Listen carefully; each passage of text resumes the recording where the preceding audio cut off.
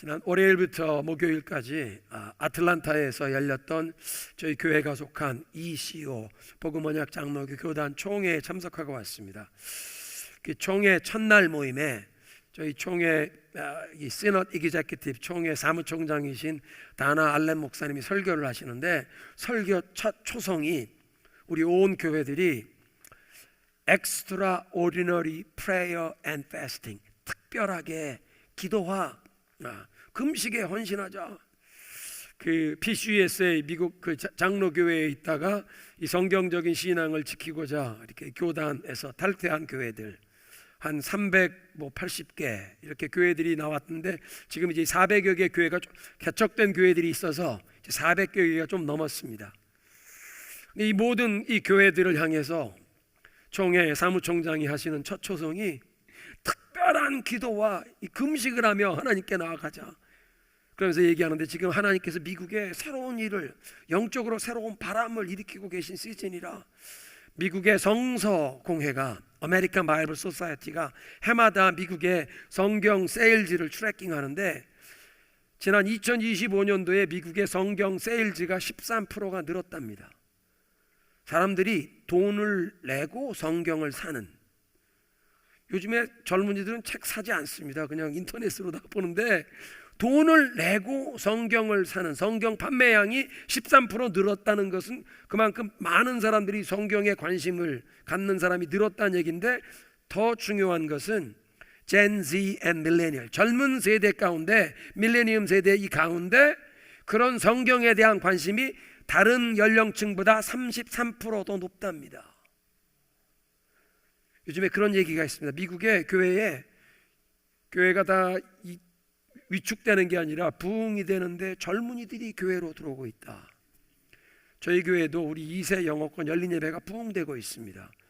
우리 지난주에 완전 결산을 했는데요, 2세 영어권 열린 예배 완전 결산 작년도 헌금이 40만 불이 넘습니다. 우리 2세 영어권이 부흥하고 있습니다.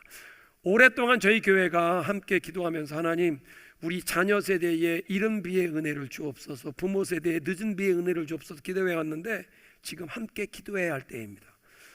총회 석상에서 사무총장의 초성이 Extraordinary Prayer and Fasting, 특별히 하나님을 열심히 찾는 기도와 금식으로 나아가자. 우리 교회에서 지난 1월 달 동안 설교를 들으셨나? 하나님을 향한 목마름이 우리 가운데 다 깨어나게 하시고, 목마른 자 내게로 나오라고 하는 주님을 열심히 찾자고 저희가 함께 외쳐왔는데, 이게 지금 이 시즌에 하나님께서 미국에 있는 우리들을 향한, 우리 모든 교회들을 향해 주님이 주시는 말씀입니다. 이 시즌에 하나님께서 특별히 젊은 세대 가운데 이런 특별한 영적인 부흥의 역사를, 하나님 우리 자녀 세대에 이런 부흥의 역사를 주옵소서. 우리의 청년들에게, 청소년들에게, 어린 자녀들에게 성령의 불같은 역사가 임하게 하옵소서. 우리가 함께 기도하면 주님께서 정말 우리 이 다음 세대의, 젊은 세대의 이런 영적인 부흥의 파도가 밀려올 때 우리 자녀들이 그 영적인 부흥을 경험하게 하실 줄 믿습니다. 오늘의 메시지입니다.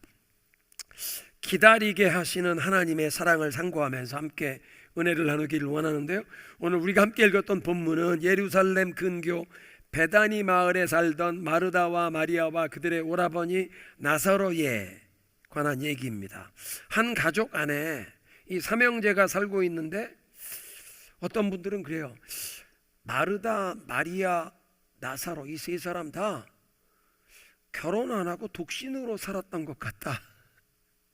가족 얘기가, 다른 가족 얘기가 없어서. 교회 안에 어떤 경우에는 독신들은, 또 독신, 돌싱 되신 분들까지 포함해서 외로울 수 있는데, 오늘 이 말씀 보니까 예수님께서 이 한 가족 안에 이렇게 독특한 마르다, 마리아, 나사로 세 사람의 성격이 각각 다 다릅니다.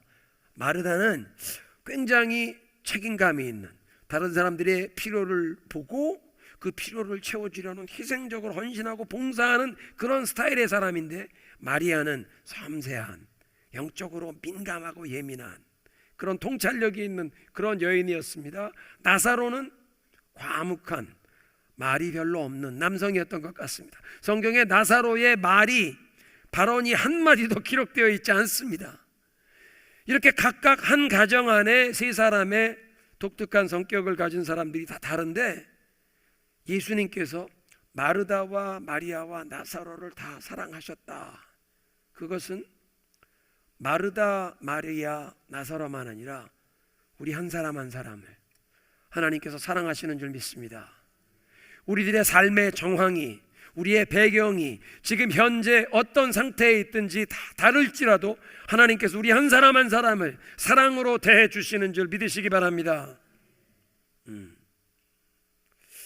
때로는 하나님께서 우리를 향한 그 사랑을 표현해 주시는 방법이 우리가 다 헤아릴 수 없고 어떤 때는 우리에게 부담스러울 때도 있습니다. 히브리서 12장 6절을 보면 주께서 그 사랑하시는 자를 훈계하시고 그 아들로 여기시는 자들마다 채찍질을 하신다. 사랑하시는 자는 꼭 훈계하시고 잘못된 길로 나갈 때 아들로 딸로 인정하시는, 하나님의 자녀로 인정하시는 자는 회초리를 아끼지 아니하신다. 탐스러운 실과를 맺을 수 있는 가지는 더 엄격하게 이 잔가지를 자르는 전지 작업을 합니다. 그래서 열매가 더 탐스러워지라고. 그런 상황이 우리에게 즐겁거나 기쁘지는 않지만 눈물과 연단의 세월이 다 지나고 나면 결국에는 주님의 은혜 가운데 의와 화평의 열매가 우리의 삶 가운데 맺히게 하실 줄 믿습니다. 그래서 오늘 본문을 통해서 우리가 깨닫게 되는 것은 주님께서는 그의 사랑하시는 백성들의 삶에 때로는 고통과 환난을 허락하십니다. 우리 사람은 우리가 사랑하는 자녀들을 고통과 환난에서 보호해 주려고 합니다. 가능하면 우리 자녀들이 고통을 경험하지 않게 막아주려고 하는데 오늘 성경 말씀을 보면 하나님께서는 그 사랑하시는 당신의 백성들의 삶에 고통을 허락하십니다. 예수님과 그 제자들이 머무시던 곳에 급히 사람이 찾아와서는 주님께서 특별히 사랑하시는 나사로가 병들어 죽어간다고 소식을 전해왔습니다. 마르다와 마리아는 다른 얘기는 하지 않고 당신이 사랑하시는 자가 병들었습니다, 죽어갑니다, 그 한마디만 전하면 그냥 예수님이 즉시 달려오실 줄로 기대했습니다. 사복음서를 마태, 마가, 누가, 요한 이렇게 쭉 읽어보면 예수님께서 이 유월절이라는 명절에 예루살렘에 올라가서 그 유월절 절기를 지키시는데 예수님 공생의 3년 반의 기간 동안 이걸 계산해 보면 최소한 3번, 어떻게 보면 4번까지 유월절을 예수님이 예루살렘에 올라가서 지내십니다. 그리고 예수님이 유월절을 예루살렘에 올라가서 명절을 지키실 때 예수님 일행만 아니라 수많은 사람들이 전국에서 모여오니까 예루살렘 성 안에는 민박할 곳이 많지 않았을 것입니다. 그래서 예루살렘에서 1.5마일, 성지순례 가보면 예루살렘 성에서 동쪽에 보이는 감람산 언덕 너머가 베단입니다. 1.5마일. 대부분의 성경학자들은 예수님이 예루살렘에 갈 때마다 이 베다니의 나사로네 집에서 민박을 하셨을 것이라. 그러면 나사로의 가정 식구들과 얼마나 예수님이 친분이 두터우셨을까 충분히 이해가 됩니다. 그러니까 나사로가 병들어 죽어간다는 전가를 받으면 당연히 주님께서 발걸음을 재촉하여 속히 베다니로 달려오실 것을 누구나 기대했을 것입니다. 그렇게 만약 예수님이 베다니로 달려오셨다면 나사로가 죽지 않도록 그걸 기도해서 살려주셨을 것이요, 병들어 죽어가는 오라버니 곁에서 언제나 예수님이 오시나, 돌아가시기 전에 빨리 오셔서 살려주셔야 되는데, 그러다가 나사로가 마지막 숨을 내쉬울 때 그 곁에 둘러섰던 가족들의 통곡 소리, 그리고 유대인들의 관습에 의하면 사람이 죽으면 24시간 내에 매장합니다. 해 지기 전에 사람이 죽으면 그날 해 지기 전에 가서 안장하고, 이미 해가 진 다음에 사람이 죽으면 그 다음날 해가 뜨면 24시간 내에 그 사람을 안장하니까 나사로가 죽은 다음에 그냥 동네 사람들과 와서 그 나사로를 메어다가 무덤으로 매장하기 위해 나아가는 그들의 슬픈 발걸음, 그리고 무덤에 동굴 안에 안장하고 돌아오는 마음속의 그 공허함, 그들의 그 슬픔을, 그걸 다 예수님이 막아주실 수 있었는데 상식적으로 보면 사람이란 그런 고통과 아픔을 막아주는 게 사랑의 표현일 텐데 6절에 있는 말씀 보니까 나사로가 병들었다 함을 들으시고 그 계시던 곳에 이틀을 더 유하셨다. 얼마나 뜻밖의 반응입니까? 사람이 병들어 죽어간다는 전가를 받으시고 즉시 찾아가지 않고 이틀을 더 머물고 계셨는데 그 가족을 사랑하지 않으셔서가 아니라 그들을 사랑하시기 때문에 지금 도리어 그 슬픔을, 고통을 경험하는 걸 허락하신다는 것입니다. 인간적인 정을 따른다면 당연히 빨리 달려가서 그 슬픔을, 고통을 막아주셔야 하지만 하나님의 사랑 때문에 즉시 달려가 도와주려는 마음을 도리어 절제하시고 사랑하는 자들이 그 큰 슬픔과 고통을 당하는 걸 허락하셨다는 것입니다. 사랑하는 성도 여러분, 환난과 고통을 통해 우리가 영적으로 우리의 신앙에 유익을 얻는 것을 한번 생각해 보시기 바랍니다. 환난이라는 시험이 없었다면 우리의 믿음이 진짜라는 것이 어떻게 검증되겠습니까? 예수님이 그렇게 말씀하시죠. 내 말을 듣고 행하는 자는 그 집을 반석 위에 세우는 사람이요, 내 말을 듣고도 행하지 않는 사람은 그 집을 모래 위에 세우는 자 같다. 집을 반석 위에 세웠는지 모래 위에 세웠는지 어떻게 합니까? 인생에 위기와 환난이 몰려올 때, 비가 내리고 바람이 불고 홍수물이 밀려올 때 모래 위에 세운 집은 쓸려 내려가지만 반석 위에 세운 집은 흔들리지 않는다. 인생에 위기와 환난이 다가올 때 우리의 믿음이 진품이라는 것을, 진짜라는 것이 검증이 됩니다. 오래 참아야 할 일이 없었다면 인내라는 덕목을 키워갈 기회가 없었을 것입니다. 불같은 시련을 통해서 연륜이 쌓이고 우리의 인격과 성품이 다듬어지는 것입니다. 그래서 성경은 예수님께서도 환난과 고통을 통해서 이런 것들을 익히셨다고 히브리서 5장에 말씀하시는데, 그가 아들이시면서도 고난을 통하여, 받으신 고난을 통하여 순종을 배우셨느니라. 예수님이 뭘 배우실 게 있으셨나? 하나님의 아들이셨는데 우리와 같은 육신을 입고 이 세상에 오셔서 우리 모두에게 신앙의 모범을 보이고자 하나님 아버지의 뜻에 순종하시는데, 그 받으신 고난을 통해 하나님의 뜻에 순종하는 것을 배우셨다. 예수님도 겨울에 눈보라와 여름에 그 무더위와 때약볕을 거친 뒤에야 가을에 탐스러운 열매를 우리가 결실하게 되는 것입니다. 그러니까 우리의 신앙은 환난을 거치면서, 여러분, 환난을 만나면 내 자신을 의지하던 교만을 내려놓고 하나님 앞에 겸손히 엎드리게 되지 않습니까? 내 힘으로, 내 능력으로, 내 경험으로 내가 아는 사람들의 도움을 받아서 문제 해결할 수 있는 그런 것이 아닌, 내 힘으로 할 수 없는 그 시절이 되면 더 이상 나를 의지하는 것이 아니라 하나님을 의지할 수밖에 없기에 환난을 통해 교만을 내려놓고 겸손히 십자가 앞에 엎드리게 된다. 여러분, 환난을 통해서 우리의 삶에 하나님께서 불필요한 것들 다 내려놓게 하시는데, 환난을 통해 우리의 삶에 무성한 잎사귀와 같은 것들이 다 떨어지게 하시면 그 잎사귀로 향해지던 이 자양분이, 에너지가 열매로 모여지게 하십니다. 우리의 삶에 너무 관심과 에너지 쏟는 부분이 많으면 하나님이 찾으시는 열매를 맺을 수 없습니다. 그런데 환난과 어려움을 통해서 불필요한 것들 다 내려놓게 하시고 주님께 집중하게 하면서 하나님이 원하시는 열매로 우리의 에너지와 이 인생의 자양분이 다 집중이 돼요. 주님이 찾으시는 열매가 탐스러워진다는 것입니다. 순금을 얻으려면 그 광석을 풀무불에 넣어야 하듯, 주님께서는 때로는 우리의 믿음이 풀무불을 통과한 정금보다 더 귀하게 되도록 환난과 고통을 허락하신다. 그러니까 환난과 고통이 우리에게 허락하시는 이 유익함 세 가지를 살펴봐야겠는데, 첫째는 환난은 우리로 하여금 하나님을 찾게 합니다.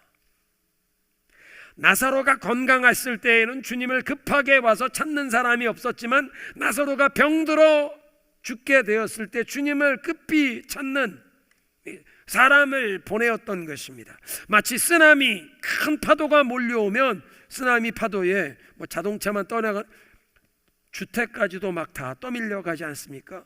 우리 인생에 큰 쓰나미가 밀려오면 그 환란의 쓰나미가 우리를 번쩍 들어 주님의 십자가 앞에 우리를 내려놓는 줄 믿으시기 바랍니다.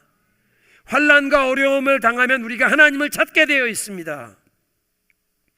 창세기 8장에 보니까 이 노아의 홍수 얘기인데요, 노아가 이제 홍수물이 다 가라앉았나 보기 위해서 창문을 열고 비둘기를 내보내는데 비둘기가 가서 홍수물이 범람하는 세상을 보고 다시 방주로 돌아왔습니다. 홍수물이 다 마르고 산천수목이 다 드러났을 때는 그 비둘기가 날아갔지만 세상에 발붙일 곳이 없을 때 이 비둘기가 방주로 노아의 품으로 다시 돌아왔습니다. 그게 사실 우리들의 모습과 같은데요, 세상 일이 편안할 땐 하나님을 잊고 살던 사람도 환난과 어려움을 만나면 하나님을 찾게 되어 있습니다.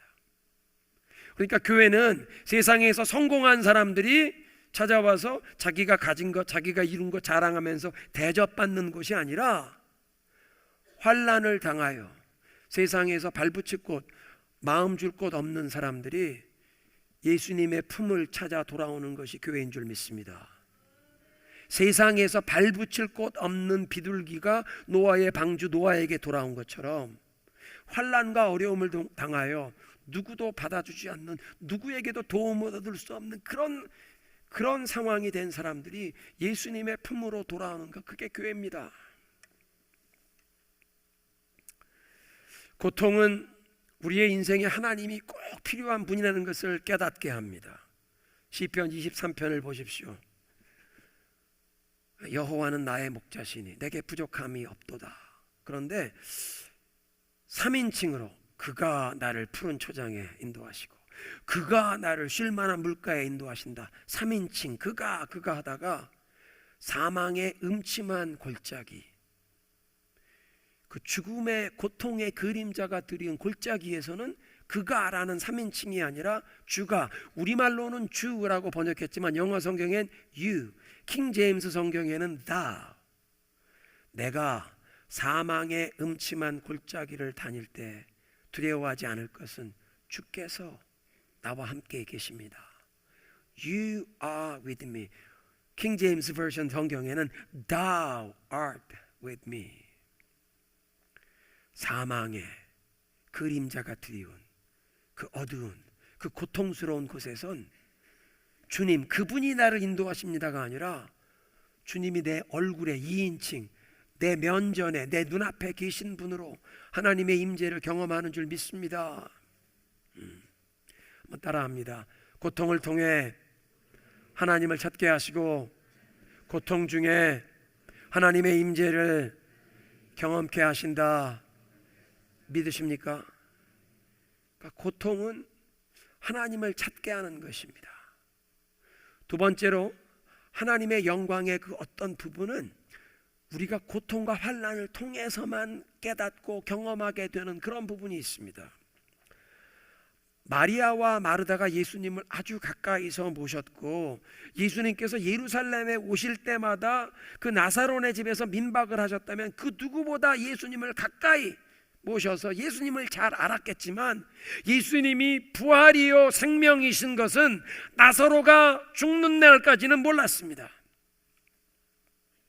다윗이 주는 나의 반석이시요 나의 요새이시요 나의 산성이십니다. 주님은 나의 피난처십니다 라고 고백할 수 있었던 것은 사울 왕이 다윗을 죽이겠다고 막 찾아다닐 때, 그래서 10년 이상 12년 13년의 세월을 사울을 피해 도망 다니면서 위급한 상황을 많이 만났는데 하나님이 정말 다윗을 보호해 주시는 그런 많은 일을 경험하면서 주님은 나의 피난처가 되십니다. 피난처만 아니라 주님은 나의 방패가 되십니다. 방패라는 건 나에게 가까운, 그리고 그냥 방패가 아니라 거기에 방패는 손방패, 내가 손에 들고 나를 둘러싼 방패, 그렇게 가깝게 나를 보호해 주시는 분이라고 다윗이 고백할 수 있었던 것, 이 유다의 광야에서, 엔게디의 골짜기에서 사울 왕을 피해 다니는데 위급한 상황 만날 때마다 하나님이 그를 보호해 주신, 이걸 경험했기 때문에 고백하는 것입니다. 그러니까 하나님의 택한 백성된 저와 여러분의 삶에서 하나님의 어떤 환난과 어려움을 경험하게 하시는 것은 그런 일을 통해서만 우리가 경험할 수 있는 주님의 신실하심, 주님의 선하심, 주님의 사랑을 경험하고 깨닫는 교실이 되게 하시는 줄 믿으시기 바랍니다. 이스라엘 백성들이 약속의 땅을 향해 가는데 양식이 떨어진 광야에 들어가니까 그때서야 하늘이 열리고 하늘에서 매일매일 만나를 내려 먹이게 하시고, 물이 없는 메마른 광야 사막에 들어가서 이들이 마실 물이 없어 하나님께 부르짖으니까 하나님께서 반석이 터져 그곳에서 생수가 흘러나와 사람들뿐 아니라 자기들이 거느리고 가던 가축까지 다 마시우게 하는, 메마른 광야에서 하나님께서 반석에서 생수가 터지게 하시고, 먹을 것이 없는 광야에서 하늘을 열고 만나를 내리신다. 하나님께서는 그런 환난과 고통을 통해서만 우리가 하나님의 능력을, 하나님의 선하심과 신실하심을 경험하게 하는 어떤 부분이 있는 줄 믿으시기 바랍니다. 세 번째로, 고통을 통해 주님께서 기뻐하시는 그런 희생과 헌신이 태어납니다. 나사로의 죽음과 부활을 경험한 다음에 마리아는 그 향유 옥합을 깨어 예수님께 부어드리면서 예수님의 십자가의 죽음과 그 장사함을 예비하게 되지 않았습니까? 모세는 첫 인생의 40년 동안은 애굽의 바로의 딸의 아들, 공주의 아들처럼, 공주의 수양 아들, 왕자처럼 자라서 자신감 넘치는, 뭐든지 자기가 하고 싶은 대로 다 할 수 있는 그런 사람이라고 생각했는데, 그렇게는 하나님께 쓰임받을 수가 없어서 40년 동안 말도 나눌 상대가 없는 양과 염소만 치는 40년 동안 광야에서 목자로 그의 모든 자신감과 그의 모든 교만을 다 내려놓게 하신 다음에 하나님께서 그 모세를 보내요. 자신감 넘치던 사람이 아니라 내가 누구간데 바로에게 갑니까? 오직 하나님만 의지하는 그런 겸손하고 온유한 사람으로 다듬으신 다음에 하나님께서 바로에게 보내셔서 그 동족을 구원하게 하셨습니다. 요셉도 보디발 장군의 집안에서 첫 10년 노예로 살다가 그 노예 생활하면서 얼마나 눈물 많고 고통스러운 일을 경험했겠습니까? 집안 총무가 되었습니다. 그런데 억울하게 누명을 쓰고 또 감옥에 갇힙니다. 감옥에 갇혀서 왕국에서 나왔던 그 관리들을 자기가 충성을 다해서 섬겨드렸는데도 2년 3년 동안 완전히 잊혀진 채 지낸, 사람에 대한 실망, 사람을 더 이상 기대할 수 없는 그런 모든 연단을 거친 다음에 나이 30에 바로 앞에 불려가서 꿈을 해몽하고 국무총리로 세워지고, 그래서 기근의 애굽의 백성들만 아니라 주변의 백성들, 가장 중요한 것은 하나님의 언약 백성 야곱의 가문을 통해 이제 앞으로 메시아가 태어나실 것인데, 그 야곱의 가문, 자기 아버지의 가문 사람들을 살리는 구원의 통로로 쓰임 받은 줄 믿습니다.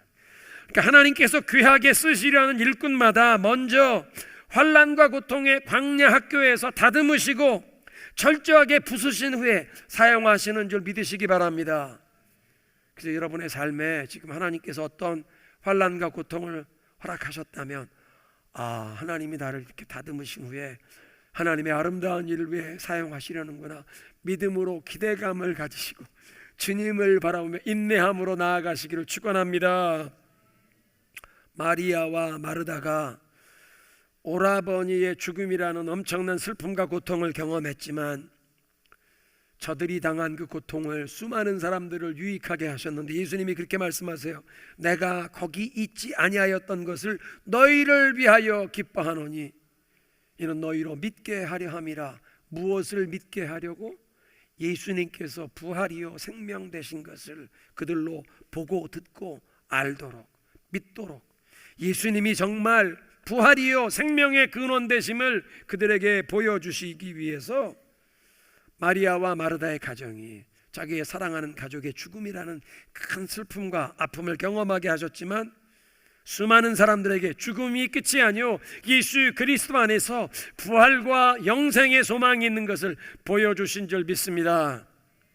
하나님께서 당신이 사랑하시는 자녀들의 삶에 때로는 고통과 환난을 허락하신다. 왜냐하면 고통을 통해 하나님을 찾게 되고, 우리가 고통과 환난을 통해서 하나님의 어떤 선하심과 능력의 어떤 부분을 깨닫게 되는 것이 있고, 환난과 고통을 통해 하나님이 기쁘게 받으실 아름다운 헌신의 열매가 나타나기 때문입니다. 두 번째로, 그리스도의 사랑은 때로는 기도의 응답을 지연시켜서 기다리게 하십니다. 하나님이 사랑하셔서 기도를 속히 응답하지 않으시고 도리어 기다리게 하십니다. 이 자리에도 오랫동안 기도해 오셨는데 아직도 그 기도의 응답을 기다리고 계신 분들이 계실 것입니다. 간절함이 부족해서 이 기도가 응답받지 못한 것이 아닙니다. 사랑하는 자녀를 위하여 하나님께 기도하는 그런 어머니의 기도는 가장 간절하고 가장 순수한 기도일 것입니다. 기도하며 하나님의 응답을 기다리는데 인내가 부족한 것도 아닐 것입니다. 아마 자녀를 위해, 남편을 위해 벌써 수년 동안 5년, 10년, 20년, 30년간 그렇게 가족을 위해 기도해 오신 분들이 계실 것입니다. 기도에 믿음이 부족해서 이 기도가 응답받지 못하는 것도 아닙니다. 히브리서 11장 말씀하십니다. 믿음이 없이는 기쁘시게 못하나니 하나님께 나아가는 자는 그가 계신 것과 그가 그를 찾는 자들을 상 주시는 이심을 믿어야 할지니라. 하나님이 분명 계시고 우리의 이 믿음의 기도를 들으시고 믿음의 기도에 상 주시는 분이심을 믿으며 기도하고 있는데도 왜 기도에 응답해 주시지 않나? 어떤 분들은 잘못된 것들을 구하여 응답을 받지 못한 것이라고 설명하는데, 오늘 본문의 내용처럼 죽어가는 가족을 살려달라고 주님께 청하는 것은 잘못된 기도가 아닙니다. 지극히 인간적인, 지극히 자연스러운, 하나님이 기쁘게 받으실 허물없는 그런 기도입니다. 또 주님께서 저들의 기도에 간구에 마지막으로 응답하시고 나사로를 살려주셨지만, 그런데 그 기도의 응답을 지연시키셨습니다. 기다리게 하셨습니다. 우리 성도들 가운데 어떤 것 가지고 하나님께 기도하는데 만약에 기도의 내용이 잘못된, 기도의 방향이 잘못된 기도라면 하나님 앞에 계속 그렇게 기도하다 보면 하나님이 이 기도의 방향을 바꾸어 주십니다. 기도란 내가 혼자 허공을 향해 독백하는 것이 아닙니다. 살아계신 하나님 앞에 우리의 마음을 쏟아놓고 우리의 필요를 아뢰고 우리의 소원을 아뢰는 그런 기도. 근데 기도는 일방통행이 아니라 쌍방의 소통입니다. 내가 하나님 앞에 이걸 간절한 소원을 아뢰기도 하지만 하나님의 음성을 또 듣기도 하는 것입니다. 아직 하나님의 음성을 듣는 것에 익숙하지 않아서, 그 훈련이 되지 않아서 그냥 아뢰는 것만, 간절하게 아뢰는 것만 훈련 받으신 분들이라고 할지라도 그렇게 하나님 앞에 간절히 아뢰고 믿음으로 나아가다 보면 간절하게 아뢰는 기도의 방향이 바뀌게 하십니다. 왜냐하면 살아계신 하나님께서 진실된 마음으로 하나님을 찾는 자의 심령을 움직이셔서 어떤 것은 기도의 제목이 잘못되어 있으면 그 기도의 제목에 대한 이 간절함, 열정이 식어지고 도리어 하나님이 기뻐하시는 쪽으로 기도의 방향이 바뀌게 하십니다. 하나님이 살아계신 분이시기에, 우리의 기도를 들으시는 분이시기에 그렇게 마음을 움직이십니다. 이것이 기도입니다. 그런데 하나님 앞에 아뢰는 이 기도가 방향이 잘못된 게 아닙니다. 이 간절함이 식지 않습니다. 믿음이 식지 않습니다. 계속 이 사랑하는 가족을 위해 주님 앞에 부르짖어 기도하게 하시는데도 왜 기도의 응답이 계속 지연되는가?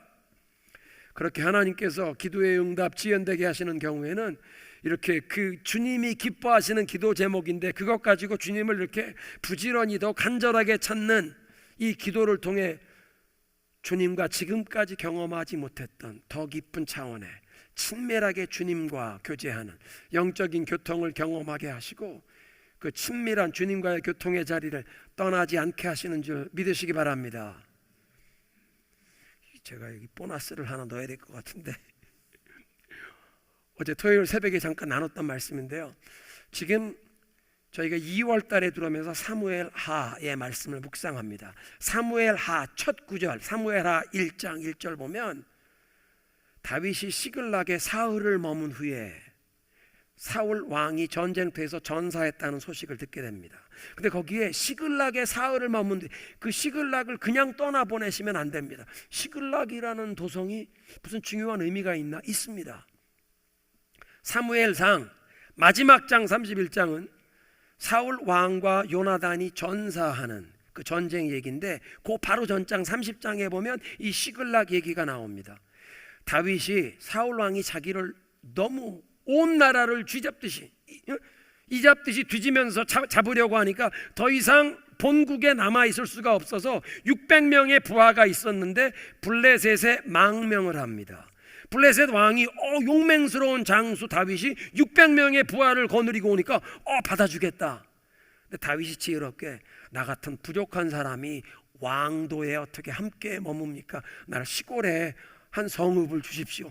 시글락이라고 하는 성읍을 줍니다. 그래서 다윗과 600명의 부하들이 시글락에 머무는데 이 블레셋 왕이 사울과 전쟁을 일으키면서 다윗에게 야 네가 정말 내 신하가 되려면 이제 나 따라서 이 전쟁에 나와라.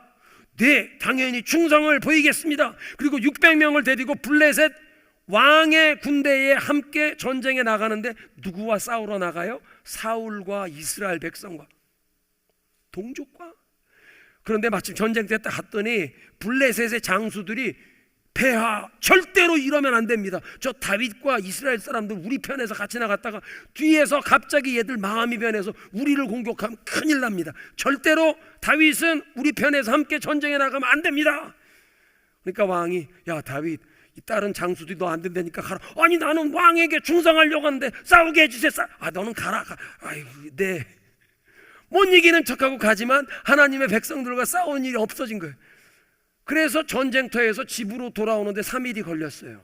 3일이 걸려서 시글락에 와보니까 마적단이 와서 모든 사람을 다 포로로 노예로 잡아가고 성읍을 불태웠습니다.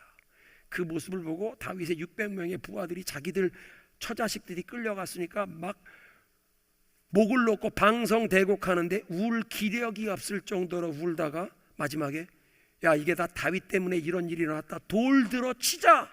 돌로 치자. 다윗이 다급하였으나 여호와를 의지하여 용기를 얻었더라.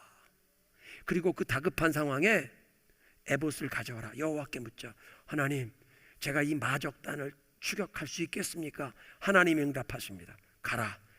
내가 반드시 그들을 따라잡고 모든 가족들을 다 되찾으리라. 다윗이 쫓아가서 그들을 다 되찾고 많은 전리품을 얻고 돌아오는 얘기가 30장 이 시글락에서 있었습니다. 중요한 포인트는 위급한 일, 부하들까지도 돌을 들어 다윗을 돌로 치자. 얼마나 다급한 상황입니까? 하나님을 찾습니다. 하나님 어떻게 할까요? 그리고 사무엘 하 2장에 가면 사울 왕과 요나단이 죽었다는 소식을 듣잖아요. 사울 왕이 죽었으면 더 이상 다윗이 망명자로 도피 생활 안 해도 됩니다. 다윗을 죽이려고 찾는 사람이 아무도 없습니다. 이제 자기 앞에 넓은 옵션이 다 열리는 평탄한 길이 열렸습니다. 선택지가 많아졌습니다. 평안이 임했습니다. 근데 그 평안한 때가 왔는데 상식적으로 따지면 그냥 자기 고향으로 베들레헴으로 가면 됩니다. 그런데 그렇게 하지 않고 이 평안한 때, 위급한 때가 아니라 평안한 때 어디를 선택해도 마음대로 움직일 수 있는데 하나님 어디로 갈까요? 헤브론으로 가라. 부하들이 자기를 돌로 치려고 하는 위급한 때 하나님 어떻게 할까요? 기도하던 사람이 평안한 때에도 하나님 어떻게 할까요? 위급할 때나 평안할 때나 항상 하나님께 어떻게 할까요? What is my next step? 나의 다음 행보를 항상 하나님께 묻고 기도하는 그런 기도 생활을 어디에서 익혔습니까? 오랜 세월 10년 이상 사울을 피해 다니면서 하나님만 의지하게 되는 사랑하는 성도 여러분, 기도의 응답이 지연될 때라도 하나님을 부지런히 찾고 하나님을 의지하고 하나님의 인도함에 따라가는 삶이 되면 다윗처럼 평안할 때도 하나님, 나의 다음 행보가 어떻게 될까요? 다음 발자취 하나님의 인도함을 받으며 갈 수 있는 줄 믿으시기 바랍니다. 그렇게 하나님과 동행하는 사람 되라고, 그렇게 기도하며 살라고 하나님이 때로는 기도의 응답을 지연하십니다. 그래서 어떤 설교자는 그렇게 표현했습니다. No praying breath is ever spent in vain. 참된 기도는 한마디도 낭비되지 않는다. 참된 기도는 no praying breath, 기도 속에 호흡하는 것 한마디, 탄식 하나까지도 낭비되는 게 아니다. 참된 기도, 하나님을 찾으면 하나님 지금 너무 힘들어요. 하나님 앞에서 한숨 쉬는 것 하나까지도 하나님을 향해 우리의 마음을 쏟아놓는 자, 그 참된 기도 주님이 다 들으시는 줄 믿으시기 바랍니다. 하나님께 믿음으로 간구하면 반드시 응답하실 줄 믿습니다. 그래서 하박국 2장 3절에 말씀하세요. 비록 더딜지라도 기다리라. 쥐퇴되지 않고 반드시 성취되리라. 하나님의 뜻이 우리의 삶 가운데 반드시 이루어지게 하신다는 것입니다. 그러니까 하나님께서 당신의 사랑하시는 자녀들의 삶에 고통을 허락하시고 기도의 응답을 지연시켜 기다리게 하십니다. 세 번째로, 하나님의 사랑은 그분의 타이밍에 우리의 삶 가운데 놀라운 모습으로 나타납니다. 예수님께서 속히 달려오지 않으셨을 때 마리아와 마르다의 마음속에 섭섭함이 있었을 것입니다. 아니, 하나님, 예수님께서 우리 사랑하지 않으시나? 아니, 사랑하는 자가 병들어 죽어간다고 하시는데 달려오지 않으시니? 아니, 신경 쓰지 않으시나? 나중에 베다니에 예수님이 도착하시니까 그런 말 하죠. 투정하듯이, 주께서 여기 계셨더라면 우리 오라버니가 죽지 아니했을 겁니다. 원망하는 거잖아요. 지금 주님 섭섭합니다. 왜 빨리 오지 않으셨나요? 주님이 여기 계셨다면 나사로가 죽지 않았을 텐데 왜 이런 고통과 슬픔을 허락하셨나요? 근데 사실은 정반대였습니다. 누가 예수님께 알려준 것이 아닌데도 이틀이 지난 뒤에 예수님께서 제자들에게 말씀하십니다. 나사로가 잠들었느니라. 잠들었? 그게 아니라 나사로가 죽었다. 그리로 가자. 최소한 하루를 걸려서 가야 하는 먼 거리에 계셨는데 누가 알려주지도 않았는데 나사로가 죽었다는 것을 이틀 뒤에 하셨습니다. 나사로가 죽었다는 것을 아셨다면 나사로가 병들었다는 것을 누가 와서 알려주기 전에도 알고 계셨고, 나사로가 지금 죽어가는 그 순간 마지막 운명했을 때 가족들이 막 슬퍼서 통곡하던 그 모습, 장례 행렬, 그를 무덤에 안장하고 돌아온 가족들이 슬픔과 허탈한 가운데 있던 그 모습, 예수님은 사랑과 관심으로 멀리 계셨지만 다 지켜보셨다는 것입니다. 사랑하지 않아서가 아니라 하나님의 거룩한 뜻 가운데 그걸 사랑하시며 다 지켜보고 계신 것입니다. 사랑하는 성도 여러분, 여러분의 삶에 기도의 응답이 지연되고 지금 고통의 시즌이 계속되는 것 같을 때 하나님이 여러분을 사랑하지 않아서가 아니라 예수님께서는 사랑과 관심의 눈길로 지켜보시는 줄 믿으시기 바랍니다. 나에게 이 고통 허락하시는 것 주님이 사랑하지 않아서가 아니라 사랑하시기 때문에 그 고통을 허락하실지라도 주님은 사랑과 관심을 끄지 않으시고 여러분을 지켜보고 계신 것입니다. 나사로네 집안 식구들을 바라보고 계셨던 예수님, 오늘도 여러분을 바라보고 계신 겁니다. 기도의 응답을 가지고 찾아오시는 주님의 발걸음이 더딘 것 같이 느껴질 때라도 우리를 향한 주님의 사랑과 관심이 식어지거나 끊어지지 아니한 것을 붙드시기 바랍니다. 마지막에 주님의 타이밍에 우리에게 하나님의 그 영광을 드러내실 때 주님께서는 우리의 구하는 것에나 생각하는 것에 넘치도록 하시는 분이라. No eye has seen, no ear has heard what God has prepared for those who love Him. 아무 눈도 보지 못하고 아무 귀도 듣지 못했던 하나님께서 그 사랑하시는 자들을 위하여 예비하신 것은 누구도 들어보지도 못하고 보지도 못했던 엄청난 풍성한 것을 예비하셨다고 말씀하십니다. 그러니까 주님께서 베다니에 마리아와 마르다의 집에 찾아오셨을 땐 그냥 병든 자를 일으켜 주시는 정도가 아니라 죽었던 자를 살리시면서 주님께서 부활과 영생이 되심을 그들에게 놀랍게 경험케 하신 줄 믿습니다. 그러니까 우리의 삶 가운데도 우리가 상상할 수 없는, 마리아와 마르다는 그냥 병든 자를 고쳐달라고 그런 요청을 보냈는데 예수님께서는 나는 병든 자를 고쳐주는 정도가 아니라 죽은 자를 살리는 자라. 사랑하는 성도 여러분, 여러분의 삶 가운데 죽은 자를 살리는 건 아닐지라도 죽었던 꿈, 여러분 마음속에 너무나 어려운 실패와 환난 때문에 어떤 죽었던 소망, 주님이 살려주실 줄 믿습니다. 주님은 부활의 주님이십니다. 오늘 이 예배를 통해 여러분의 삶 가운데 그냥 병든 거 살려주시는 정도가 아니라 죽었던 것을 부활시켜 주시는 주님의 은혜가 여러분의 삶에 찾아오실 줄 믿습니다.